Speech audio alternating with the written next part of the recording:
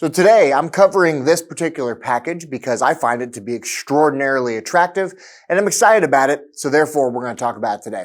Hello my friends, my name is Getty with Georgia Firing Line and today we're going to dive into the B&T TP9 US. What we now know as the TP9 is the product of multiple years of evolution beginning all the way back in 1989 with Steyr. Steyr originally broke the mold with the SPP or the TMP platform that we know has been proliferated through media for as long as I've been alive. And throughout the TMP and the SPP's illustrious careers, we saw them in the hands of multitudes of different militaries and law enforcement capacities. And what it boils into now is the quintessential version of the TP9 brought to us today by B&T. And the version that we have in front of us today is a factory SBR TP9 US.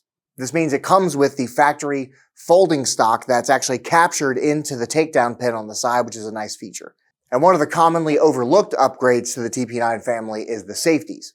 Originally, they had a cross-bolt safety left and right, but now it's more of a standardized style of safety with up being safe and down being fire. The TP9 US also features ambidextrous magazine releases now, so the button is now found on the left and right-hand side of the receiver. And because this one's a factory SBR, we have the integrated foregrip with a slight forward angle that's molded into the lower receiver. The angle of this foregrip I find to be extremely comfortable, and it's a perfect angle to keep a strong neutral wrist, so your thumb's going to be staying slightly up, which is a benefit because when you put the B&T 9mm suppressor on this, getting that thumb away from what's going to be very, very hot in the very near future is usually going to be a good idea.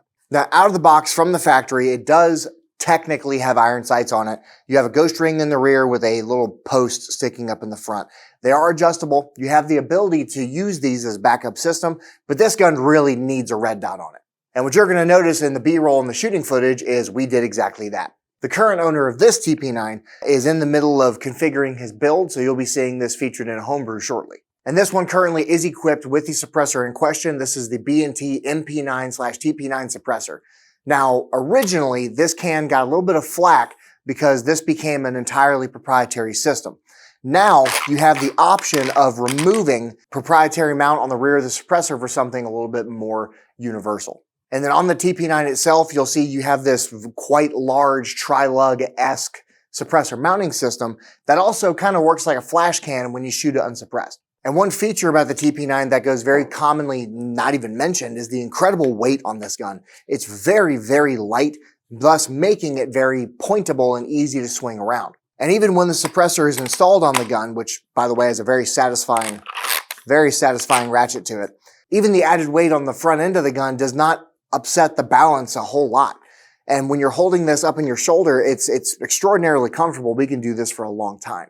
And other than that, the gun is just incredibly intuitive. All the controls are easy to figure out if you have any experience with firearms whatsoever. The charging handle on the rear is very reminiscent of that of an AR-15, and even the bolt release on the side is reminiscent of 99% of your handguns on the market today. Couple all of that with the magazine capacity and the choices of magazines, and you have a very flexible system that you could throw into a backpack and make a part of your everyday carry, or you could build this up as a dedicated home defense platform and have something really cool, very dependable, and very easy to shoot. The one complaint that everybody, including myself, has is the excuse of a trigger that they've installed on this gun.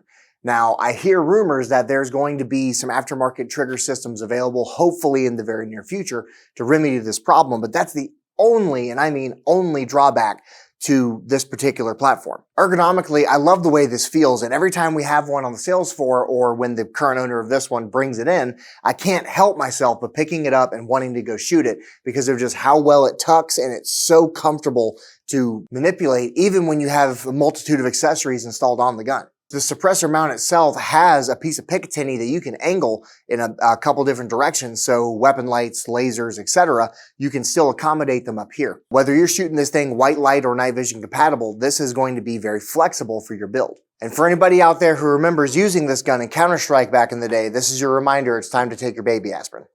Now, the part that makes me so excited about shooting this gun is just the whole experience as a package. Despite the trigger being terrible, I'm willing to overlook that because of how soft the gun is. It's really not that bad as far as gassing is concerned, especially when you put a can on it.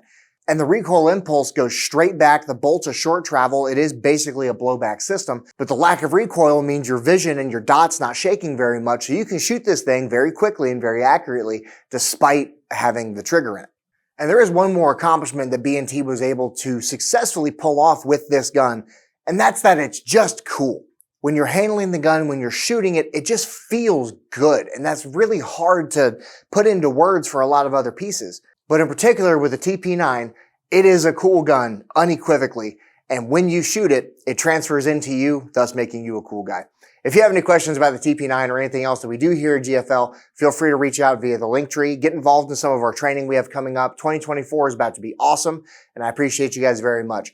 And thank you to the comment section for not making rude comments about my mustache. My name is Getty. Be safe.